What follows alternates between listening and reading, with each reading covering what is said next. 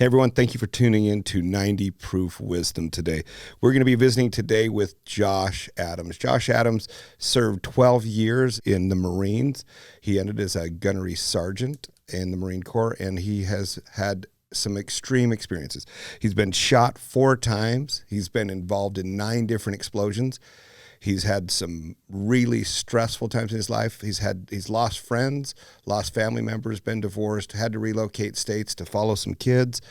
He's no different than many of us. He's had his struggles. He's had his difficulties. He's had his depressive moments. And the big unique piece about him is how he has taken those opportunities and those lessons that he's learned in the field, in life, and created some triumph out of the trauma that he's experienced. So hope you enjoy our time today with Josh. Go ahead and roll the music. If you haven't found it yet, keep looking and don't settle. Yeah, this is Houston, we're copying. Everything is go here. We shall fight on the beaches and in the streets. We shall never surrender.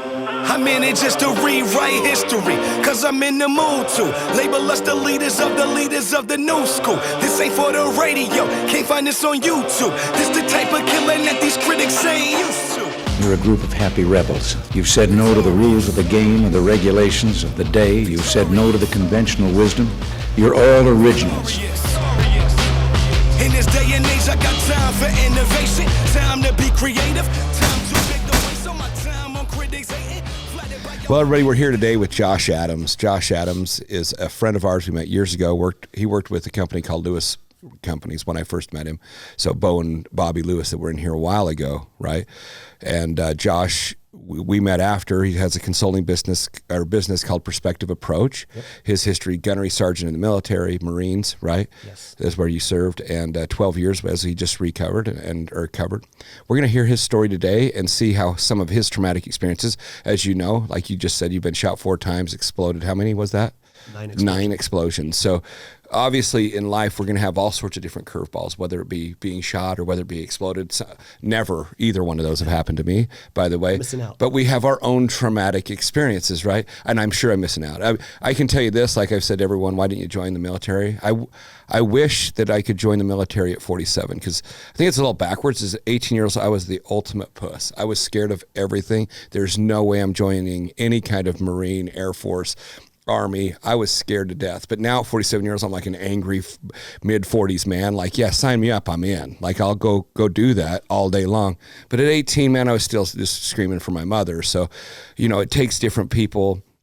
I wish I could do it now. But nonetheless, we all go through things, whether you're police officer, fire, EMS, Army, Navy, Air Force, Marine, most public servants that are super underappreciated by some, right?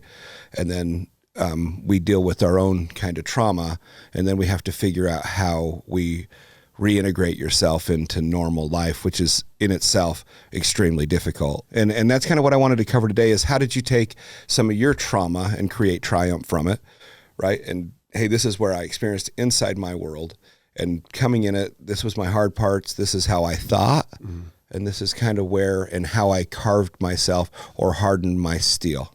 Yeah, so kind of recapping, I joined the military when I was 17. I tried to join when I was 16. Wow. So I couldn't even legally vote, and I was killing people and watching friends die before I could get into an R-rated movie or buy a pack of cigarettes. Wow.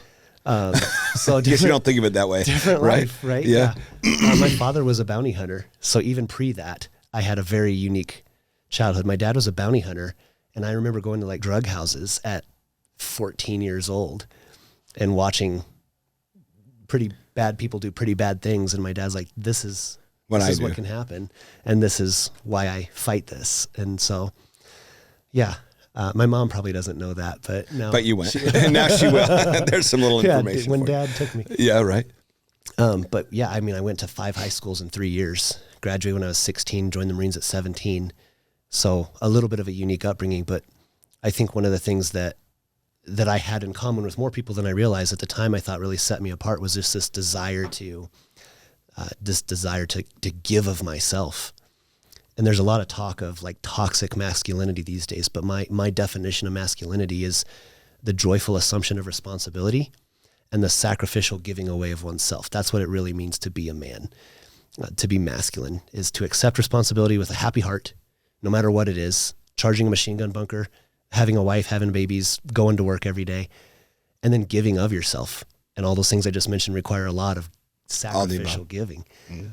And I thought I was, kind of special because I was an arrogant 17-year-old. And then I realized as soon as I was on day one of boot camp, oh, wow, there are thousands and thousands of young men who are willing to do this. Well, I wasn't one.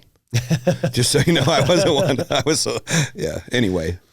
But anyhow, when I was 17, I wanted to surround myself with who I thought at the time would be good men who exemplified honor, courage, commitment. Those are the 3 core values of the Marine Corps: honor, courage, commitment. And interesting enough, those are the same core values that medieval knights had. One of their primary duties or directives, I think it was their 6th out of 27 or something, like their 6th directive was to begin an endeavor and see it through to completion, right? To be committed wholesale to something, to really live for something. And so I just wanted to be surrounded by guys who exemplified these virtues. And virtue, even the word virtue, comes from a Latin word, virtus, which means virile. It means manliness. So when we use the word virtue, it means what is manly.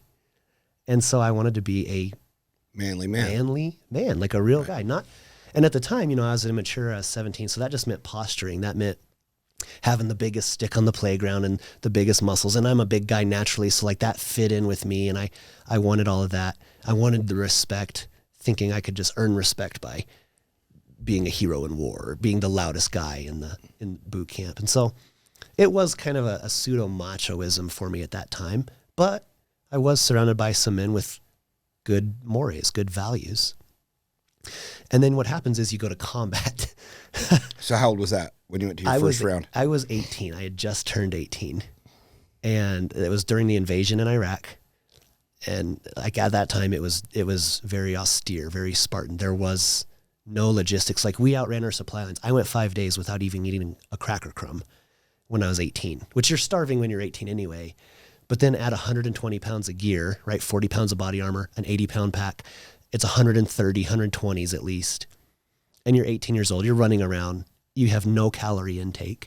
So you're just starving. That teaches you hunger. And then as bad as you feel, talking about victimhood, then you look over and you see this poor little Arabic child, this little Iraqi kid who lives it every day. Yeah, like this is their life all day, every day. And it will be until the day they die.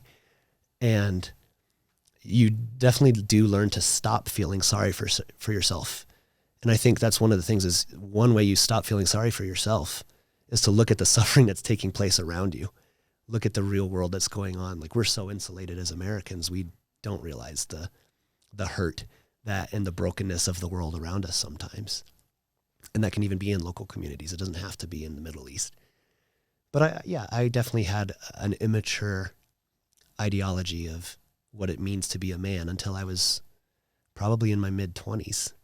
And what changed was I got married and had kids. And that was a big change. And you were still serving at the time. I was, yeah. So I was a sergeant. And so I was in charge of guys, and I was like, oh, I'm a man. Cleared. I've been to war twice at that point, 3 times. Had you been shot yet? Yeah. Okay, just curious. And so, getting shot, it was an interesting experience, and I don't mean to be cavalier about it, but it does show you how unimportant even a life-threatening injury can be if you really are focused on the task at hand or a bigger purpose. Like I got shot, and the first thing that went through my mind was like logistics, like, oh crap, if I go out of the fight, who's going to replace me? And it was interesting because I've known plenty of guys who are the same way. Like the first thing they think is, what an inconvenience to me being able to complete the mission. Like instead of like, oh, my life is over. I could be dying. I'm bleeding a lot. This stuff that's on the outside is supposed to be on the inside. The first thought that goes through your mind is like, dang, this is really going to be a hindrance to getting my job done today. Dying is not going to help. Yeah, like we joke around, and if you watched old Marine movies, like the Marine Corps doesn't give you permission to die, like Full Metal Jacket. Right. No one gave you permission to die. And so talk to me about this. Yeah. You get hit. Is it like what people say you don't even know? You knew right then? Oh, I felt it. Right now? Felt it. Okay. So you weren't like, oh, I was surprised it was like it wasn't that. So I got shot it's called a SAPI plate, small arms protective plate.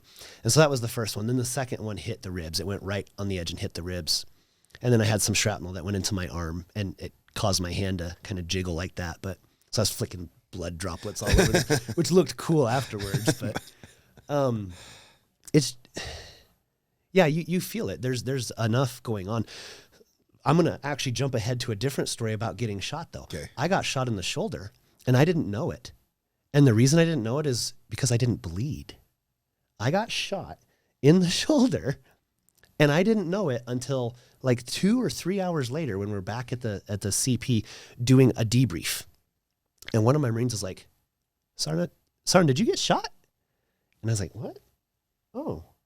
And I took off, we call it a blouse, but like our top. I took it off, and then I stripped off my T-shirt, and there was just like this perfect little pink hole, this little hole right here. But as soon as I looked down at it, it just started gushing blood. So for 2 hours, it didn't bleed. What? It didn't bleed. Like, it's a gunshot. It's legit. It's not a scratch. Didn't bleed. As soon as my mind recognized it, all of a sudden I started Blood everywhere. pumping blood. But it's the same concept with like hearing protection. So many guys, like I know machine gunners, you're shooting a machine gun and they're not wearing earplugs in combat, but they can still hear. How? That's like scientifically impossible. You should be deaf. You should be. Right. But they're fine. And somehow your body protects itself in these very ways that science can't even fully describe yet. I'm sure we will in 20 or 50 years, but even right now, we still don't know how does that happen. First responders, I teach firearms training with one of my businesses. And one of the things that I go through is the psychological effects of being in a life or death situation, specifically gunfire. And over 80% of police officers who've been in a police officer shooting, over 80% of them report reduced sound, like they don't hear. Like they can't even hear their gun going off. 70-something% have slow motion time that happens. And I've experienced a lot of these things as well. False memories, which is unfortunate when you have to stand before a judge as the good guy or the bad guy. But all of these things happen, and we don't fully understand why and how. We have some idea, especially as technology and science has improved. We have some idea, but we still do not have the 100% answer. Probably a lot of defense mechanism stuff going on anyway. The human body is amazing. In the 1980s, there was a female police officer who knocked on a suspect's door. He opened the door and put a shotgun to her chest and literally blew her heart out. She had no physical heart. She was able to run for half a city block and tackle the guy around his ankle so her partner could capture him, and then she died. She had no heart and ran for half a city block. It's impossible, but she did it, and it's documented. So, interesting things like that happen. And I've seen it time and again. So how does that sculpt or carve you into whether you be more aware? Do you have a pity party after you got shot at 18? Or did it become like a tattoo, like a bragger it's point? cool. It's cool. Okay. It became, like, especially when you're a younger man, maybe now I would look at it differently because I have a bunch of children and responsibilities. And like now, if I were to get shot, I would want to be brave for my son if he was around. Right. But I would feel that mortality. I'd be like, oh man, not even as a pity party for myself, but I'd be like, oh, my poor son. And like I lost a good friend in Afghanistan in 2011. My wife was pregnant with our third. We had 2 little boys that were like 1 year old and 3. Mm-hmm. And I left them to go to Afghanistan. And I had a very close friend of mine, Leon Lucas. And his wife was the same. They had like a 2 and 3 year old, and she was 6 months pregnant. And he actually ended up passing away. But that was my first, even though I had been to war a bunch of times and I'd had guys die and I'd almost died, like death didn't really matter to me very much. And I don't want to be callous. Like I loved those guys who died, but like for me, up until that point, it's just part of the job. Like guys will die. And they know that when they signed up, like you could die, I could die. Right. And it's just part of the job. It really is just part of the job. You're almost emotionally detached. And I think that's part of the training. It teaches you to be emotionally detached because you don't want to live in fear every day because you can't operate. Yeah, and you can't freak out when a guy dies. Like I said, it becomes like a logistical thing. There's no emotion. Later on, we'll have a beer for the guy in 6 months when I'm back in America, or later that day or in 2 days when I have time to reflect on it. But in the moment, like there's almost no emotion, not even anger. It's almost just an annoyance that this happened. Now I'm down a guy. Fast forward to where now I've got 2 kids and 1 on the way, and he has 2 kids. And then you have a different feeling. And now all of a sudden I had like emotions for the first time. And I was like, what the crap is this? Like, I can't be crying. I'm a gunnery sergeant. I can't cry right now. I'm in war. My guys are counting on me. And I was like, I had to take 20 minutes, not in the middle of the battle, but like later that day, I had to like take 20 minutes and go and like cry a little bit and reflect on it. Like pray for him and his family. He's a super religious Christian guy.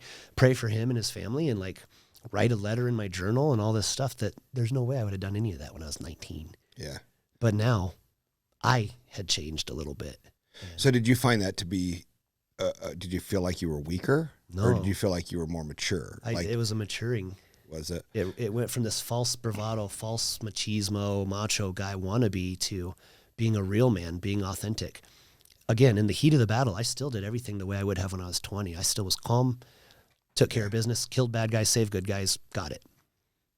But now afterwards, instead of just burying those emotions down or not recognizing them in the first place, now I could actually be mature. I would say even have a humility instead of this prideful arrogance of like, well, it's just part of the job. And now there's almost a deeper love or affection for life, for this guy, for his family.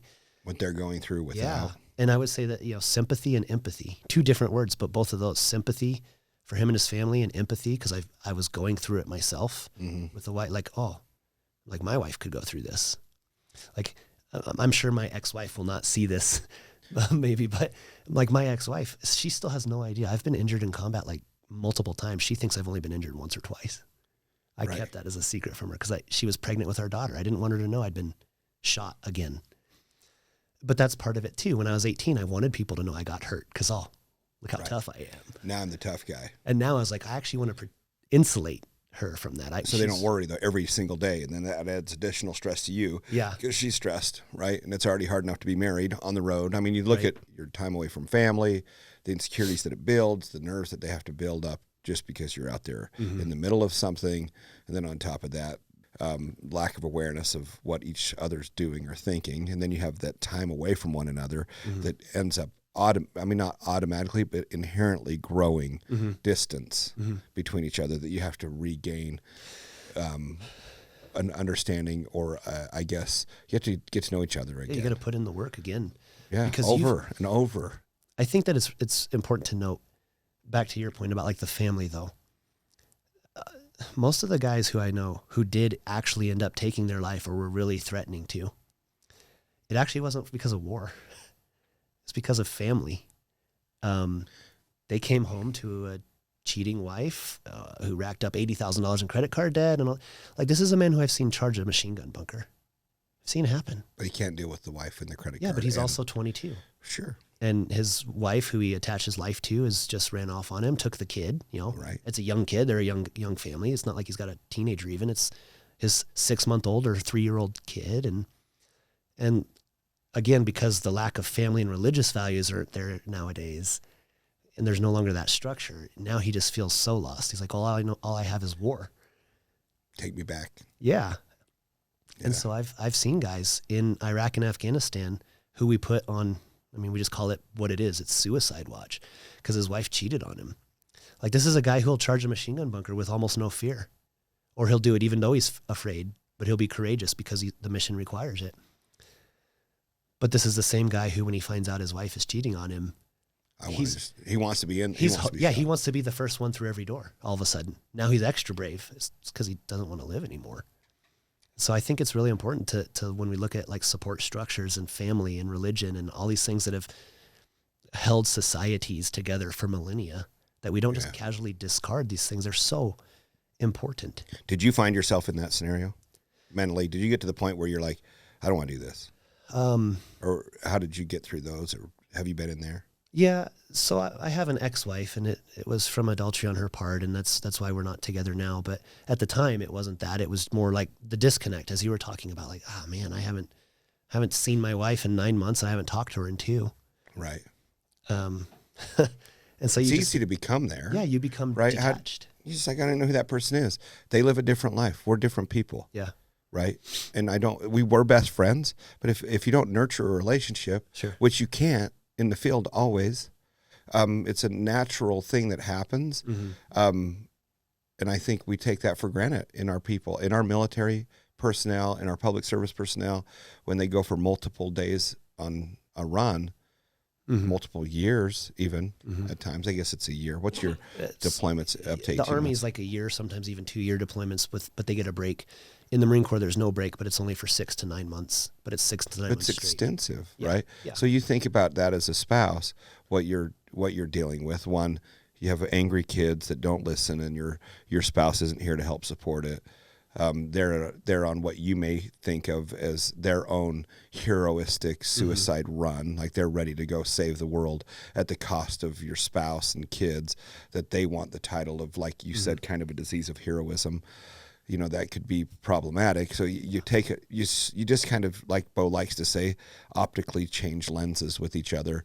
It's pretty easy to see that, hey, Josh is out there being a hero. He wants to be the gunnery sergeant, and he wants to go kill or the bad guys and then get recognized for being shot. And then while I'm here taking care of my screaming kids, trying to figure out how I'm going to pay the bill because his checks are right, or whatever. Like our car broke down, have no money. My husband's out here being a hero, getting the title. My kids have no discipline, and I'm over here with no attention, no respect, no appreciation, and I don't get a trophy out of this. Like he may end up with a medal, and what do I get?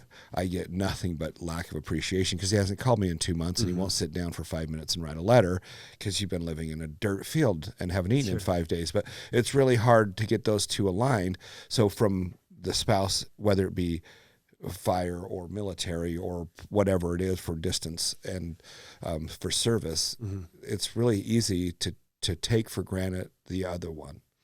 And that's where that sense of community is so important, because like the wives who always run off with the other guy or who just really fall apart, they're almost always isolated or hanging around with the wrong crowd. They're hanging around with other women who want to run off, kind of a thing.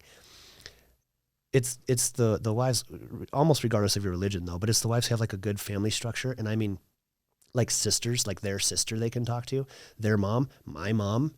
If they're constantly talking with my mom, she's a lot less likely to go run off with another guy, sort of a thing. And so this whole family structure, if they're really involved with their church, there's accountability they have a sisterhood there, right? in there. Yeah. And so what happens is you really have these communal structures that are designed to protect and to insulate against temptations to harm, as well as like selfish temptations of like, oh, woe is me and victimhood. Like, oh, he's serving, and oh man, you're going through hard stuff too. Like when a spouse can hear things like that, they're a lot less likely to make those foolish decisions or hurtful decisions. So when back to circle into where you were having your hard time, right? How did that look? What kind of was your triggers? Yeah. So I think that the two hardest things that I've ever been through in my life was going through a divorce with a wife who ran off with another guy and took my kids, and I'm just kind of stuck. And at the time I was recovering from both mental and physical injuries from combat. So that was one of the most difficult times in my life. And then the other was just recovering from some physical injuries later on, which had an emotional toll with it. But it was really profound to me because I reflected a lot on, in 2006, something pretty awful happened. And this event kept coming back to like, okay, don't be a victim. Sometimes like the things are just going to happen. You have to deal with it. In 2006, I was in Iraq, and there are all these little wadis, these little canals. Sometimes they're only like 3 or 4 feet wide and 5 or 6 feet deep, but sometimes they're like 20 or 30 feet wide and several feet deep, 10, 15 deep. And we have these, they're not rickety, but I'm going to portray them as rickety little bridges that all the vehicles have to cross over, big, heavy military vehicles. So they're not a commercial bridge we're used to seeing. Yeah. They're a homemade bridge that's just enough to support a vehicle. Yeah, or it's like a military logistics bridge that is designed to hold the weight of a tank and so forth, but it's still like resting on the banks. There's no like concrete foundation or anything. It's just kind of like flopped there. Anyhow, a tank flipped in a canal to shorten it up just a little bit. And so the crew inside still had radio contact with us. And they're like from here to there, man. They're like 30 yards away. They're not miles away. They're 30 yards. Like I could throw a rock. And they're upside down in the tank. Can't open the hatch. Can't open the hatch. The underside of the tank is the most armored part in the front. So there's no door or anything. So they're stuck in several feet of mud. And it's like a horror movie. It's like something you would see in a horror movie. They're just watching the water like very slowly come up. And so I was actually in charge of our CP, the command post. So I have the radios. I'm talking to battalion headquarters and all this stuff, right? And I'm sitting here talking to these guys like, oh man, okay. First off, secure the area. We don't want to start getting shot at. So we have security out. And I notify higher headquarters so we can get it's a tank. To get a recovery vehicle is like a big deal. If it was a Humvee, we can use a tank to pull that out. But when it's a tank, you need some heavy equipment. And that's not readily available. So I have to call several levels above to get this support. And the whole time I'm on the radio, you have 2 radios, one to hire and one to them. And I'm talking to these guys like, yep, support's on the way, ETA, da-da. And battalions keeps kind of pushing the timeline back, like, we don't have the asset, it's not ready. And I'm talking to these guys, and they're like, it's getting kind of full. Like, at first it was almost funny. And they're like, it's getting kind of full in here, guys, any day. But the tone changes. 3 hours go by, and like the water's up to here. It's just like one of those horror movies where they're doing this, and I can't see it, but they're telling me over the radio. It's to our neck, and it's hey, it's up to the waist.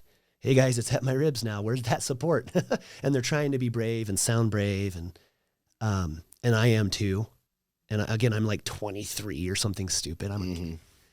And so, these guys are watching the water come up, and there's nothing they can do about it. And there's nothing I can do about it. We're just waiting on support to show up. And so, like, they're at their final inches now. Like, they're all doing that sort of a thing.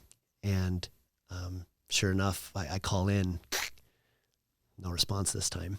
And like 10 minutes later, the support vehicle shows up and pulls them out. But that whole time, all I could do was hear these guys like slowly recognize it was over. It's like, this is it. They're watching. It's almost like watching an hourglass fill up for them, I'm sure. And I'm sitting here as a guy in my early 20s dealing with this. No one knows about it except the guys who are there with me and the families of them, you know. But just reflecting on, okay, sometimes crap happens and you seriously can do nothing about it. You can't physically do anything about it. You can't talk your way out of it. Like, this is your life. This is a situation. This is reality. So you have to accept it. The only thing you have control over is how are you going to respond during and afterwards. That's the only thing that you have any control over. And honestly, at any point in your life, that's the only thing you truly have control over is how will you respond. Well, based on any incident. Yeah. Based on any incident. And so that kept going through my mind as I was going through a divorce. And he was like, this is reality. I can talk. Just like I talked on the radio, I can wish, I can dream, I can hope, I can pray, I can do whatever. But like, if this is what's going to happen, it's going to happen. So how do I move forward? And that's really what it is. That's like the courage to keep going, to not give up, to move forward. And I think that that's something that sometimes you just can't do on your own. That's where that family and religious and other structures are important, to not be isolated. The most amazing Navy SEAL sniper ninja, I can absolutely defeat him if you give me a squad of average performing Marines. Doesn't matter how much training or how awesome or what millions of dollars. He's one guy. Like, we'll win. And maybe 1 on 3, he would still beat us. But 1 on 12, 1 on 50, 1 on 100, we'll win. So numbers are important.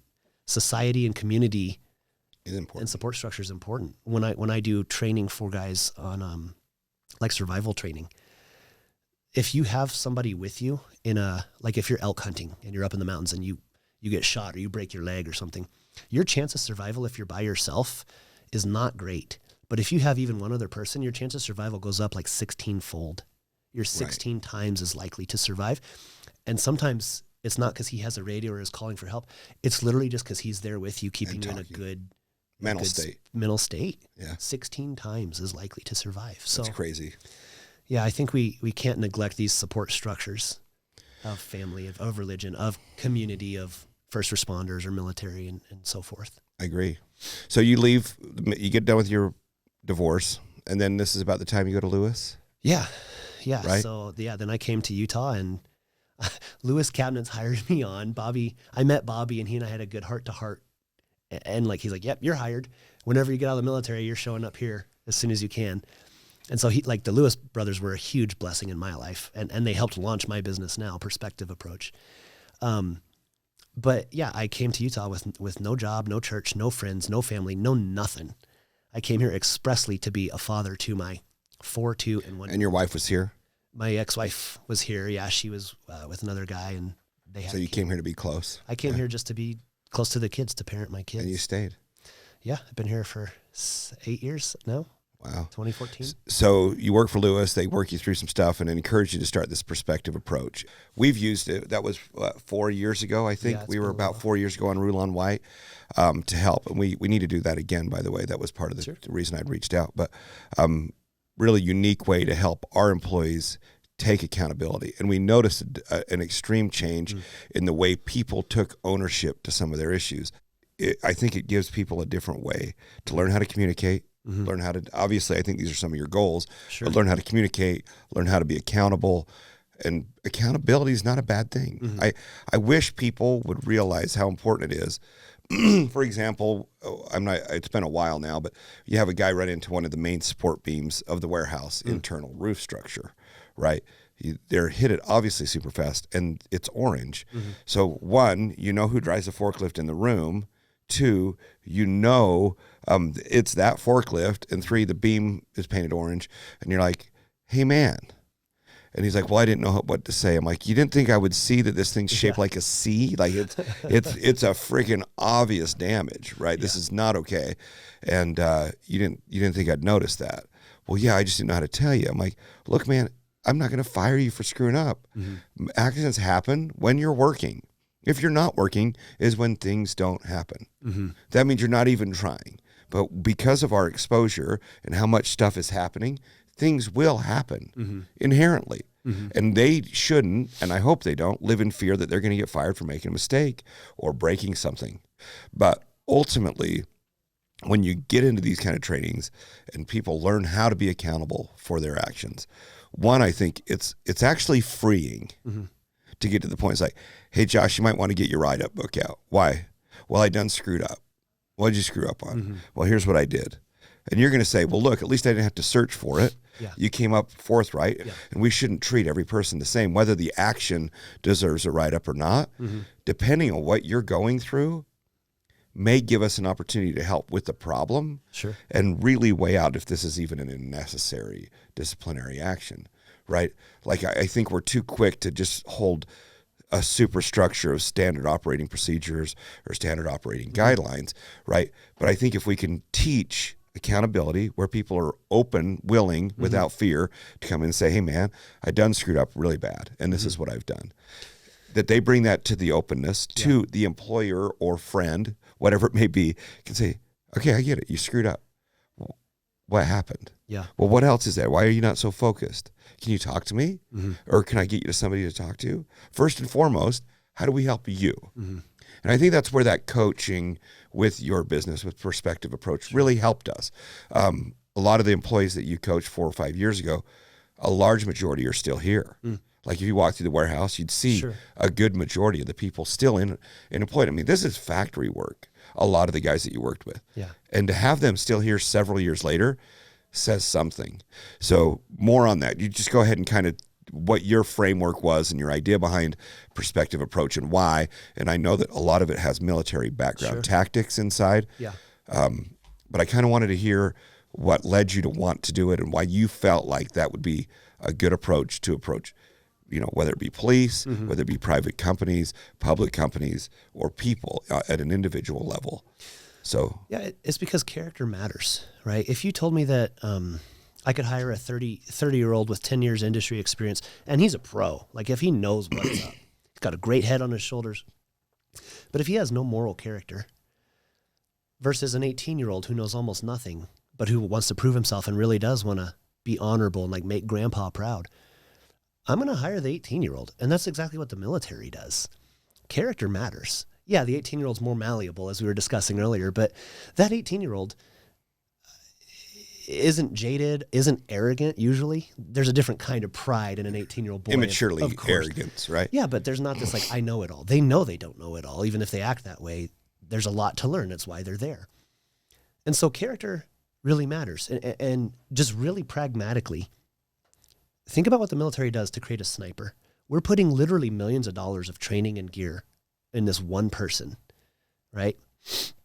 Millions of dollars. About 2 years of time for somebody to go from total civilian to an actual Marine Corps sniper. About 2 years, 2.5 years even. And what are we doing? We're giving this person the ability to kill at up to a mile away pretty consistently. I don't want to do that for a psychopath. Right. I guess don't that's want the to wrong do choice. that for somebody with no morals. I want to take somebody who has a high moral character and then give them these additional skills. So character matters just pragmatically. But even studies and science has shown time and time and again that the higher the character level of an organization, the more profitable the organization is. If everyone is just like low character, they're more likely to steal from the business, be clocked in when they're not doing anything. All of these behaviors that businesses hate, that's a result of character.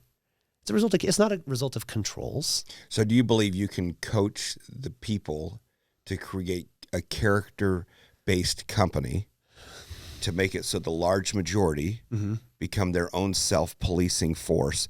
And I don't mean that in a police force. No, I know. What I mean that is, Josh, I don't appreciate that you're standing in a corner not working.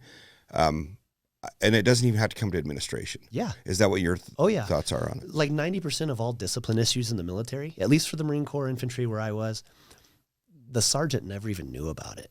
It's all these 19-year-old lance corporals like, hey, if you don't fix this, we're all going to suffer. Like, they don't want it to go up. Like, Right. You have the opposite cultures in a lot of businesses where they can't wait to go Well, they tattletale create to the it. boss. They create Yes. an award system that excites and encourages It's dramatic. run in. And I probably shouldn't say it, but Home Depot has this, well, at least outwardly looking in, working with people inside their organization for many years now. It's a sad world when you walk in and it feels like they're afraid that someone seems to always be gunning for their seat, right? And they're afraid to make ideas or decisions to create something because they're afraid someone's going to snipe on them or tell them, right? Yeah. And then on top of that, so they don't want to make mistakes. So they're living in a world that is their goal would be mistake free. So the only way, like we said, if you're not working, you're not making mistakes or causing accidents. Yeah. So they just end up in this world where they just kind of are putting their stamp on the ball, as Bo would say, and pass it on down the lane. And no one's really accountable for the pins. Well, then you have the second someone tries to do something, then you have someone that's narking them off. And it feels like a really uneasy culture. And again, I've only worked at it from a vendor level, so I may be completely wrong. If so, you guys feel free to call me and talk to me about it. But at the same time, I mean, and I still work happily with them with most people in there. But ultimately, I think if we create cultures, and you hear that more, especially in the larger, Fortune 500s, where it seems like this tell on me, we got to get rid of our bottom 3% every year, no matter what. And people are trying to protect their seat in the organization by not being part of the disciplinary team or the disciplined team, which to me, it just causes an inordinate amount of insecurity and angst and Well, there's a lack of trust. Well, and even more important, it's not fun to go to work. Yeah, If you're afraid that everybody's going to tell on you, it's not a fun place to live in. sure. I don't want to live that way. And I think employees go through that same struggle. Yeah, I think as we're talking about culture, so I told you I like anthropology, studying cultures. Well, etymology, the study of words, right? Where do words come from? So the word culture comes from the Latin word cultus. Cultus what it means is to worship or to grow out of. So it's where we get the word cult, like a creepy cult. It's also where we get the word cultivate, like crops to grow out of. So when we talk about culture, whether we're talking about the culture of our own family household, or we're talking about large-scale culture or a business culture, what we're actually saying is, what do we worship and what do we want to replicate? And when I use the word worship, like what do we idealize? Honor, courage, commitment. Those are the core values of the Marine Corps. That's what they worship, so to speak. Bravery on the battlefield, right? And what are we trying to replicate? More young men who believe this in this society of bravery, of honor, of integrity. So when we talk about culture, that's what we really mean. What do I worship? What do I view as this worthy thing? And so for businesses, we always strive to be admirable. And so we'll choose character qualities as we should, but it also means things which are a reflection of character, like quality. Quality isn't a virtue in and of itself. It's a measure of a virtue. It's a measure of how well you've done something. If I work for the 99-cent store or Dollar General or whatever they're called around here, I might not want to hire somebody who values quality. I might want to hire a guy who values speed and efficiency, but not quality. So it's really important when we're talking about bringing people into the fold of our business or of our home that we cultists, that we worship the same things, that we value the same things. That doesn't mean we have to be totally like-minded with politics or everything else, but we have to value the same things or hire specific guys for specific. I think that's funny because I think every company, when you say that, I'm like, man, that's crazy. I never thought of that. But I think all of us want to represent our company with quality, but you also have to be aware of what you are as a company. What do you do? And what are you trying to sell, represent? What is it? And then you find people that like, I never thought of it that way, Josh. That's crazy. No, it's well put. Yeah. You just like, I wouldn't go find a spouse that's totally polar opposite in so many areas, but say, yeah, but like, she's pretty. You're going to have a bad marriage, dude. Right. Like, because you can't even get along. Well, I don't want to hire somebody with a terrible work ethic. I mean, most people wouldn't for any business. But I wouldn't hire somebody, as I said, who had a great work ethic, but terrible character. Like, I don't want to be surrounded by people who are going to influence me in what I perceive to be very negative ways. I don't want a complainer. I don't want a whiner fuss bus. I don't want that. I hate that. That's immature. It's disruptive. I don't care how great you are at your job. If you're a complainer, you're not working for me. Yeah. Red dye in the tub. What's that? I look at it as red dye in the tub. Like you're the red dye dripper. If you're a complainer all day, you may have a tub full of clean water. And if you have somebody that's in there's just a sourpuss and they have this red dye that just sits there and drips in your tub of clean water continually, always, forever, it changes everybody's personality or opinion of work. Yeah. Because they're listening to this negativity, fussing, complaining all day. No one wants around it. And it slowly dyes everyone in the company. Yeah. And as a leader, and even just like a peer, if you don't condemn it, you condone it, right? If you don't shut down racist talk and you walk right by guys who are doing that, what you've just done is said, you have my permission to continue this in my presence. This is something that we had to deal with all the time in the military. If I walk by a guy with a dirty weapon and I can see it's a dirty weapon, if I don't instantly fix it on the spot or tell his sergeant to or his corporal to on the spot, what I've just done is not only give my blessing to that, like that's okay. And everybody else can do it. Everyone else around says, well, he's also not good at holding people accountable. What else can I get away with? This is why the most important aspect of a successful military, it's not equipment. It's not even training. It's morale. It's morale. It's the culture. You could have an under-equipped, undermanned army defeat a larger, better equipped, better trained army if they're a bunch of cowards who don't want to be there in the first place and they were just drafted and and these guys are like fighting for their families, they'll win. History's proven that time and time and time and time and time again. Not always will they, right? 100 guys can't kill 1,000 guys who have drones. But one-on-one. Yeah, it's the size of the fight in the dog, not the dog in the fight sort of philosophy. And so it comes down, again, it's culture. It's culture. It's this culture, this morals, this character ethos. What are you made of, sort of a thing? Not just how fast can you work or how much knowledge do you have. Those are reflections of character. Character is not its own standalone thing. But again, I don't want somebody who's a liar working for me. I don't want a coward working for me. With this perspective approach, when you've wrapped this package together, right? You've taken, I guess, this whole package and you have a system and you basically work it through phases. When you left Lewis, you decided this would be the answer, and what was your purpose there? Yeah, I saw, again, coming out of the military, I saw that the civilian world was very different. Like I've seen some really hardworking, like I've seen amazing people in the civilian world, obviously. And I've seen turds in the military. There are guys in the military, like not everyone in the military is a hero. We like to paint it that way, but there are guys who I was like, ooh, you shouldn't be here. Right? There's a reason dishonorable discharges exist. Okay. But having said that, the culture of the military really exudes one of honor, of courage, of seeing a job well done, of accountability and discipline. Oh, discipline. Like look at me now. I weigh like 250. I've put on so much weight since being out of the military. Like I thought I was this most really disciplined guy. I've put on like 20 pounds with COVID. COVID-20. The COVID-20. Right. And so that was interesting for me to observe about myself. But I saw this vast gap between what the military does culturally versus what most businesses do culturally. And I wanted to bridge that gap a little bit. I wanted to say, you absolutely should be able to talk to somebody about their wife and kids and not make it an HR issue. Like, you should be able to just be human. And everyone who I've ever worked with who really meant something to me, who I really would like stake a claim with, they're people who I could have like personal man you up type conversations with. And I've worked with ladies as well, but for the majority of what I do in the military it's the Marine Corps infantry. It's all men. I didn't even see a woman for a year and a half one time. And so being able to have these, especially with a younger man, like this man you up conversation, like here's what toxic masculinity, there's no such thing. It's fake masculinity. So when you had the woke culture, which is extremely frustrating to me right now, Sure. and whatever you guys think of it, whatever, that's my opinion. And they're saying, hey, you're going to have a man up conversation, and it's off-putting to others. What do you say? Why? This is my question to them.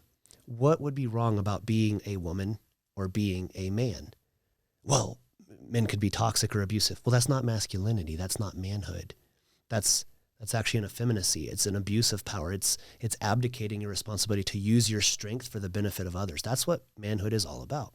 So when they say, "Oh, men can be abusive," well, it's because he's not actually being a man. Yeah. He's being, the term is effeminate. He's putting on something that's cowardly that he's not supposed to do. Or any of the reasons that I hear, what I hear is that's not manhood. You're actually not opposed to manhood. You're opposed to this false machismo, right? The stupid frat boy who drinks too much and goes has sex with 6 girls in one night because he thinks that's a cool thing. That's not masculine. It's not. Mm-hmm. We just are confused about what is masculine, what is feminine. What does it mean to be a good man, a real man? So you're saying like what the common denominator, or what I guess a lot of people feel of as masculinity when they're saying masculine is the typical high school jock or machismo. college jock Yeah. that comes in, and you see it on every other kind of comedy show that they talk about it, right? Yeah. So agree. And I don't look at masculinity that way at all. Mm-hmm. I look at it as someone willing to do whatever it takes to take care of others, Mm-hmm. right? And it can be boy or girl, truly, right? And I'm not, like I said, I'm not trying to go there, but I'm like, it can be whatever. So I just believe there's a role that is required as a social economy to do this, right? It's just part of that maturity of whether you're a male or female, whether you're a man or a woman, it boils down to, do you give away of yourself for the benefit of others, right? A man who's working a 70-hour week on the high rise in the wintertime in Utah, like he's giving away of himself. Don't take for granted the food he puts on the table. Like, well, that's the bare minimum. Yeah, he's dangling from a skyscraper. In freezing cold steel. Yeah, like don't take for granted he's giving away of himself, but also don't take for granted the wife who's breastfeeding and literally giving away a literal physical part of herself and the emotional part. Like that's what maturity is. It's being unoffendable. It's serving others sacrificially. This is like my business with perspective approach. The model is shields to the left. And I know you've been through this training with me, but the Spartans fought in a formation called a phalanx. And if your sword was lost to battle or your spear was broken, like that's okay. But if you dropped your shield or lost your shield in battle, the penalty was death by your own men. And the reason is because the sword and the spear were for the enemy, but the shield was for the protection of the man to your left. And this is where we get the term right-hand man. It comes from this. The man to my right is responsible for me. But part of it is actually reclaiming a maturity. For men, a masculinity, for women, a femininity, reclaiming some of this non-androgynous, like, be a real man. You should be able to go to work and have a conversation with a 23-year-old and say, I think you're making a foolish decision here. And I'm not your father, and I don't pretend to be, but I've lived this life. I think you ought not to do this, and you should pursue over here. And he should be able to receive that. And the reason is because he trusts you. So your goal is to bring this unit together tactically. Your tactical approach is what in doing this? Yeah. How does it work? You come in and you say, hey, Josh, I want this.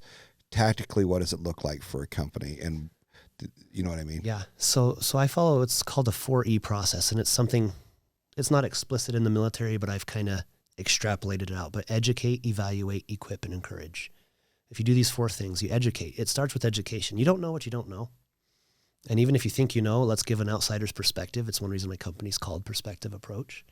Perspective, how we view things, approach, how we deal with things. So educate. And so I'll come in and I'll do some trainings for leaders one-on-one coaching sessions, just get people to think from a different perspective or reinforce the correct, quote unquote, correct perspective. But educate, and then we have to evaluate. We have to have some sort of metric, some sort of standard, some sort of measurable behavior. Even an attitude can be measured with the right types of metrics. But we educate, we evaluate, and then you have to equip. Like, do you have what's necessary? Sometimes that's training.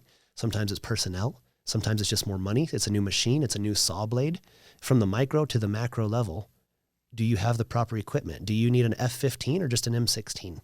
Right? Do you need a squad or do you need a battalion?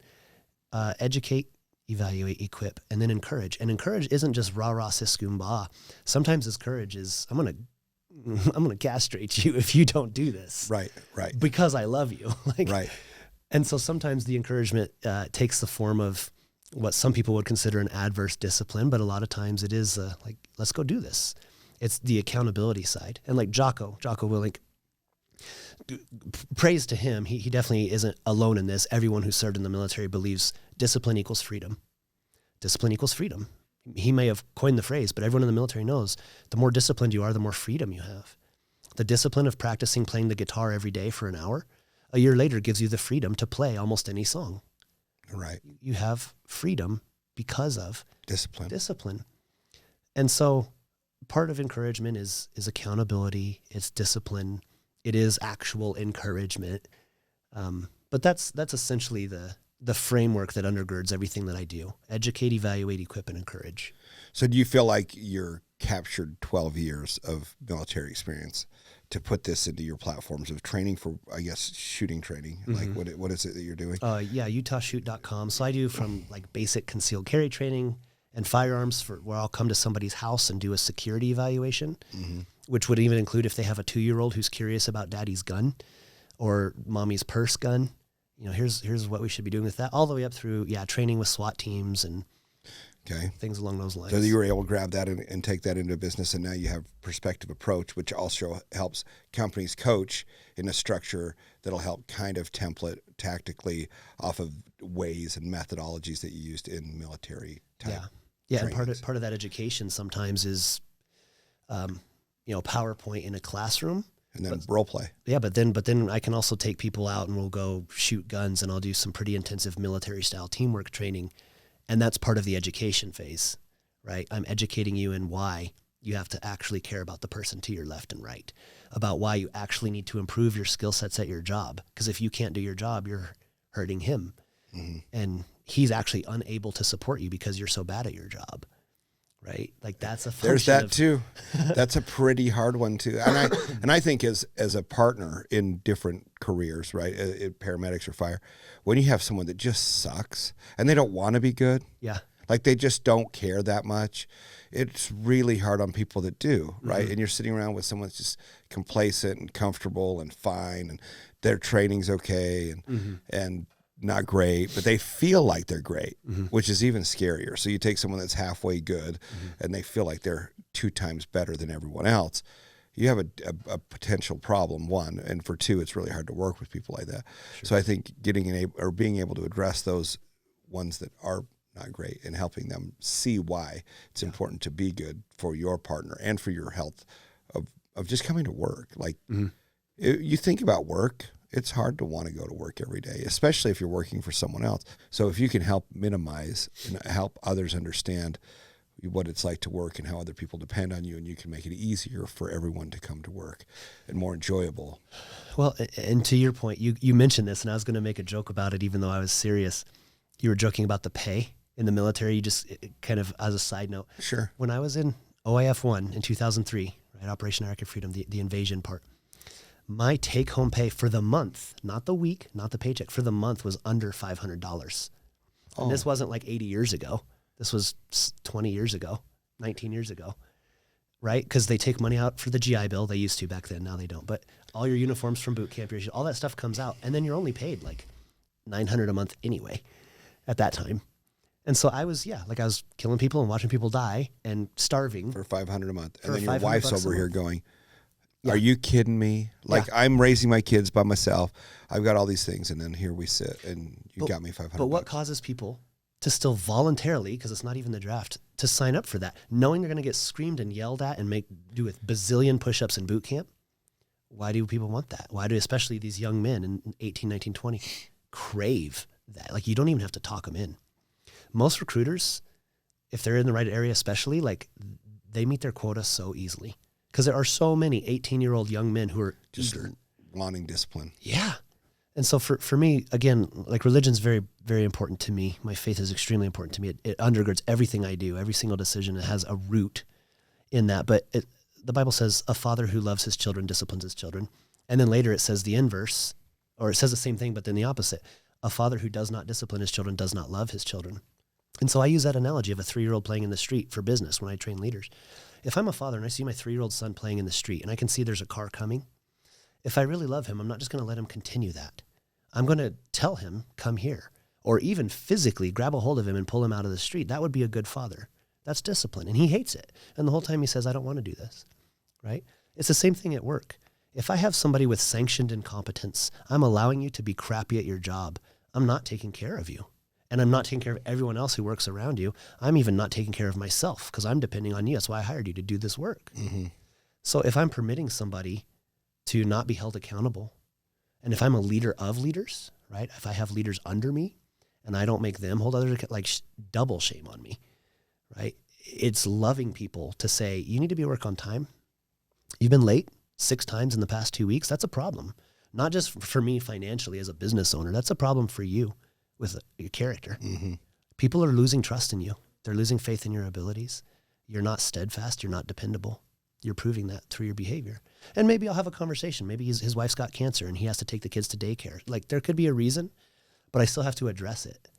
And how much greater if I find out there is a legitimate reason. Now I can actually help with that wife with cancer. Right. None of this happens if I'm unwilling to hold someone accountable. If I want to be the quote unquote nice guy, you're actually not doing any You're just being service. lazy. Yeah, you're doing a disservice. You're fearing rebuke more than desiring to be courageous to help this person. Mm-hmm. And so I have very little tolerance, particularly for leaders who don't hold others accountable, because it's not about authority and abuse and control. It's actually about loving your people enough to say, son, get out of the street. And it's the same thing at work. It's the same thing in any environment. And you feel like I can see how that would matter a lot too in the military, because you will die. You've got people that don't know, yeah. Right? And I think as an employer and whatever, a boss or supervisor or whatever, you have new people that come in every day, and if we don't set clear expectations, they can't hit any target. Mm-hmm. Like, if we're saying, okay, and we used this a while back in a conversation, but if I say, okay, everybody, let's come to work today and now let's just run. Mm-hmm. Like, everybody starts running, and then you pull them at the end of the day. You say, hey, what'd you guys do? Well, we ran all day. Well, I've been waiting here. Well, where? I'm in L.A. You were supposed to be in L.A. Oh, you just said go. Mm-hmm. Well, if you can go back through and say, hey, look, this is the way to L.A., and this is my exits that you're going to take, and this is where I want you to get fuel. This is the most optimum place to go. Mm-hmm. We'll see you there around this time. Mm-hmm. But if we don't set those clear expectations and we just say people run, fine. Well, everybody's going to fail us.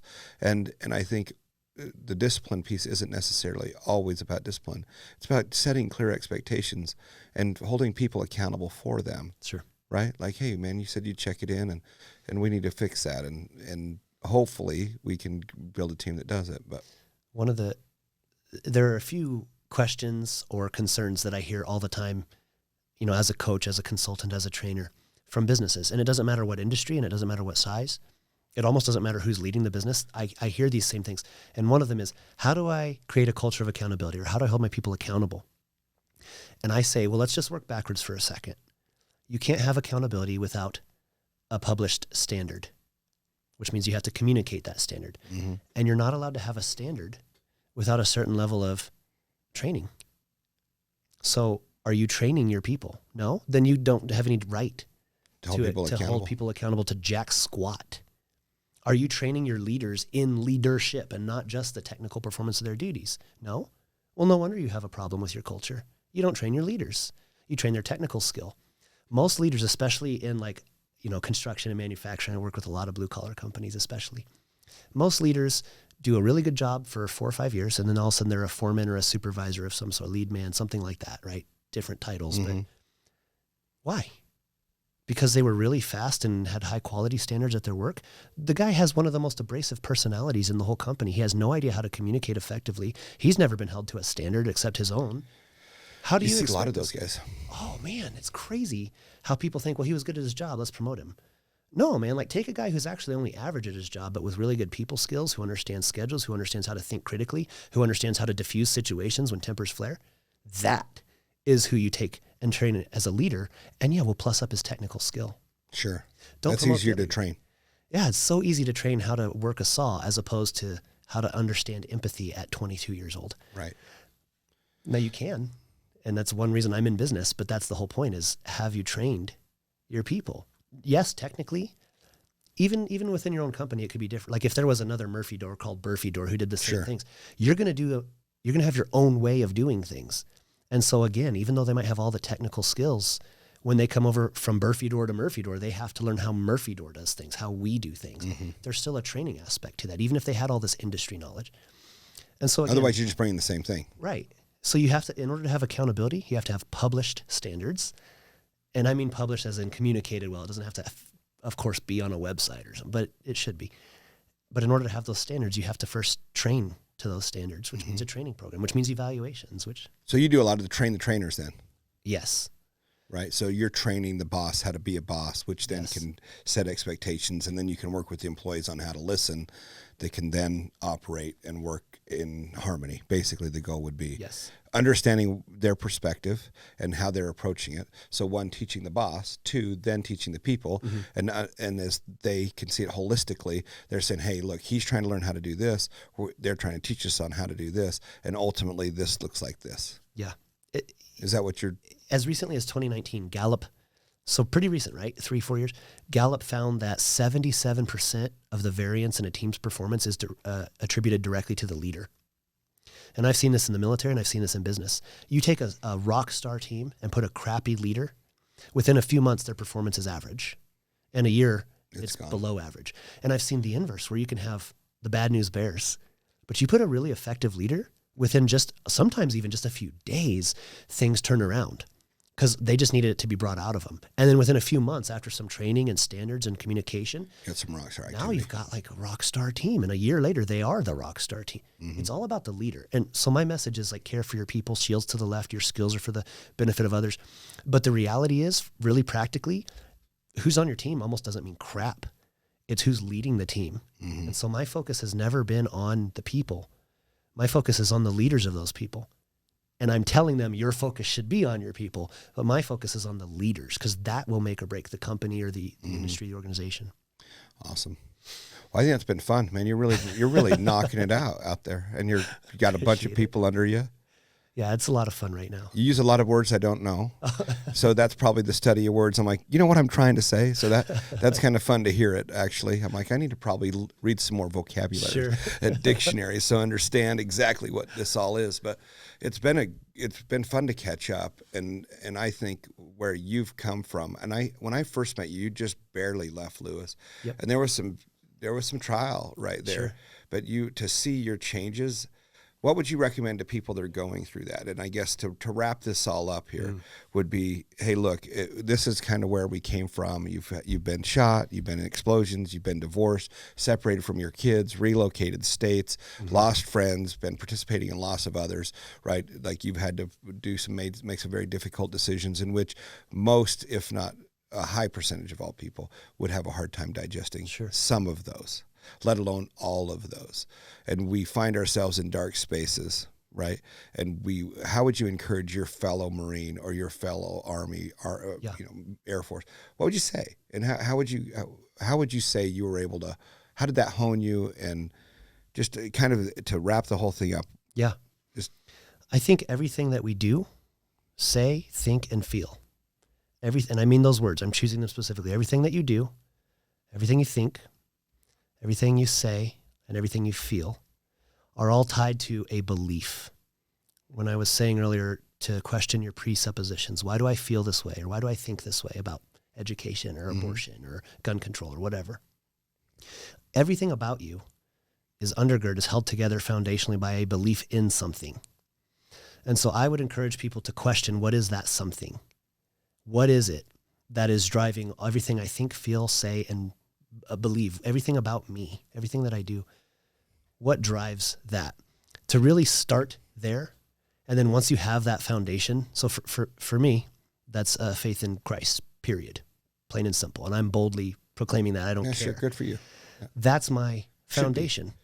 And so once you've established that, from there, what do I need to do? And then it's all about surrounding yourself with the right people and persevering. And when I say the right people, I don't mean that some are better than others, but who are the people who will support me in this? And the right time, the right person for the right time. And they have my intentions, good intentions for me.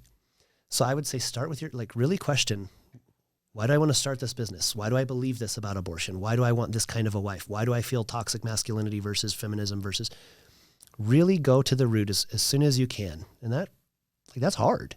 Mm-hmm. It takes some introspection. It takes courage to question oh man, I'm like 9th generation Mormon. Should I really be question it? You're either going to say, I hate this or I'm extra love this. You're not going to come out neutral though. But understand it. Understand where you're coming from. And then number 2 is surround yourself with people for a time. Like you helped me. You helped me for a while when I was first starting the business. You were one of my earlier clients. That was a help, right? Well, it helped us right back. So it was fair. Right. Right. But surrounding yourself with people and then just persevere. And then it really does turn, at some point, it turns into that shields to the left mentality of, I need to be serving others. And that can happen right off the bat, right? My belief, Christ, serve others, boom, I'm going to start a business. I'm going to try and serve Murphy. Do you think that helped you get through some of the mental struggles you were going through? Yeah, because if you're doing it for yourself, why? There's a point where you can say, I do need to give up. It's for myself and I don't like myself. Of course I'm going to give up. So by outwardly looking on how you could help the world or others or an individual, like it can go down to one person, right? Let me be nerdy for another second. Let me use another word. Okay. So it's a Latin phrase. It's called homo incurvatus se ipsum. Yeah, that's pretty nerdy. I know. Just so it comes from the. So say it one more time. Homo incurvatus se ipsum. What it means is man turned in on himself. That's what it means. Homo incurvatus, man turned inward focus. And what that means is we are, as you said several times now, we are selfish by, from birth. What do we want? We want mom's boob in our mouth. I want a nap. I want my diaper change. It's all about me. And that never goes away until we understand that we were created to serve others, that we were created for something more than just turning our own selves into the end all be all. Right. And so I think the final point that I'll put forth on this, helping others though, is that responsibility increases with proximity. And here's what I mean by that. A starving child in Africa is a sad thing, and I wish it didn't exist. But my responsibility to that individual is far less than when I leave here and I see a homeless guy right outside and I just walk by him callously. But I donate $50 a month to save the homeless kid. In Africa. It's totally backwards. And I'm not saying that you shouldn't care about people who are far removed from you, but your responsibility increases with proximity. And so you should definitely care about taking care of your family first. You should. Not yourself, your family. And then you should care about taking care of the neighbors. And then the business. And then the community. Don't start trying, like Jordan Peterson says, don't try to change the world when you haven't made your own bed. There's a reason why even scripture says, you shouldn't be the king unless you have managed your own household well. Or you can't be a pastor unless you manage your own household well. Right. How dare you try to tell someone else? You're 20 years old. Why are you trying to lecture a whole panel of 40-year-old men, they're elders, right? You know what I mean? So we should be really, really cognizant of the fact that our responsibility increases with proximity, and that means it's decreased with. If people took that to heart, think about that. If we would just take care of the people, and I feel for homelessness. To me, that is a mental. A large majority. There's a lot going on there of mental issues, right? And we are not doing a good job with that. We need to take care of the mentally ill. Homeless especially, but start with the mentally ill patients, the ones that can't do it, that can't exist inside, that don't know how to support themselves, so they live on the street. We have done a bad job as a nation helping that, right? We need to work on it. But at the same time, for us individually, as we walk by, if each of us took our responsibility of when we saw one, tried to lend a hand, and I don't necessarily mean give them $20, that's an easy way out. Sure. Even though that's what I try to do is give them whatever I can at the moment that I have since it's a cashless society pretty much anymore, it's really hard to do. But trying to just put it forth an effort of hey man, can I help you clean up and get you some clothes, and what is it that you'd like to do, and just have conversations. Doesn't mean you have to get them in your car. Yeah. But what about just spending a minute instead of being so internal, right? You change people's lives, and maybe you'll find those ones that don't have an ability to do anything other than what they're doing. Like they just can't perform.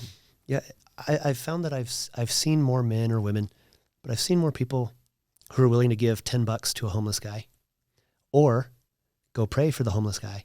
But I've only met a few people who are really willing to do both, who will sit down for 30 minutes and talk to this person and like actually treat them as a human being and sacrificially give of 10 or 20 or 100 or whatever or buy them a meal or whatever. Sometimes I'll see one but not the other. It's pretty rare to see both, where I'm sacrificially giving, and that also includes my time or my fear of sitting next to a dirty person on the side of the street. Well, it's uncomfortable, right? Yeah. Like I'll give you an example really fast before we leave, but there was one guy, so Walmart in Ogden kicked a guy he was mentally handicapped in a little rascal. Yes, one of the rascals. So he'd got out, it was dead. So he was trying to charge it. It was dead. He physically was handicapped, and he was special needs. Well, he was trying to pull his rascal across the street with his feet that he didn't have good operation of on Wall Avenue, trying to get across the way in the snow. So, I mean, I'm not trying to paint this crazy picture. It's not snowing a foot deep. It is snowing. It's cold. It's not on the road enough to be skiffed, but it's snowing and cold. He's trying to pull it across the road. People are honking and just doing their own thing. Sure. And I'm like, wow, so I decided I'll just pull over, and I pulled my truck long ways. So I just turned it this way, right into the intersection. And I'm like, okay, let's drag him across the way. I'm like, well, are you all right? He's like, well, Walmart won't let me charge my rascal. I had to go get milk and whatever else. So, I took him over, and I went just down the street at, where there's the car dealership right on the corner of 1900. So I just went over and asked, I said, hey, listen, do you care if we just charge him up? Like, he can't do this on his own. And Walmart ran him out, and his rascal died over there, and he's been trying to waddle his way over here. And they were gracious enough to do it. But what was sad is it was morning traffic, and we all have our own little place. But it was not a comfortable scenario. Like the smell, the feeling, the conversation, the way you're having to block the street. Like it isn't saying, hey, look at me. I'm just saying how bad it was for me. Like, this is not comfortable. Like, I feel uncomfortable. It doesn't feel right. It's funny how shallow I felt. I'm like, I got to get this guy on the road. He's going to get hit, number one. Number two, I'm like, man, do I feel blessed? Yeah, we have a saying, complacency kills. When you get comfortable, you become less effective as a hunter, as a warrior. But I believe that's true of our society. We're so cushy, and I don't want to be discomforted. I don't want to go talk to this individual and be perceived as, man, those are the things that you remember. Those are the things, like I spoke to this homeless guy a couple years ago. My son was like 6, and he still remembers. His name was Woody. Because I sat there, I bought him a sandwich, and I'm not talking about myself. I'm talking about the example set for my child. Yeah, and he remembers. My son remembers. He's like, I wonder what Woody's like. It's crazy. My son's 11, and he was 6. So 5 years, and he still knows. And he's like, I wonder what Woody's up to. Like, just randomly, we'll be playing basketball, and he'll just say something like that. Not all the time, but probably like once or twice a year. He's like, I hope Woody's okay, and like just that impact. Appreciation for people. You know how easy it would have been to just cruise right by, leaving Smith's groceries. Like, my son would never even known. Just run autopilot. So I think showing it's good to get uncomfortable. It's good to try things. It's good to be courageous.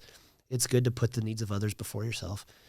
I think those are the things that we'll remember. I think it's almost selfish in the sense of putting our needs of others in front of ourselves. It does pay us back in spades. Sure. So as you learn that trick and tactic, that's one of the things that I've kind of helped work my way through things with, is like just by helping others, it really does help me more. Sure. I think it helps me more in spades. There's a factor of multiplier there that I kind of steal the benefit of saying, hey, I'm going to help you. But ultimately I know that it's helping me, and that's what I need for me right now is to help you. So what I think you're doing is a big help, and I appreciate it. And hopefully we have some more opportunities. Yeah. I still need to visit with you about doing this with us. So Josh, cover your, perspectiveapproach.com, utahshoot.com, and I'm happy to help anybody. And you travel? I do. So, I've got another kid on the way and some young ones, so I try not to have multi-day away from home sort of events, but I'll I'll travel around. I'll go all over the place. Good. Awesome. Well, thanks for coming on today, man. I really Thanks. appreciate you. Appreciate you, Jeremy. Yep. Awesome. Thank you, everybody, for tuning in to 90 Proof Wisdom Podcast. Hopefully there was a takeaway for you. If you like what we're doing or even our efforts, tell your friends about it. Let us know what we can do better. Again, thank you for listening to 90 Proof Wisdom Podcast. Don't forget to smash that subscribe button.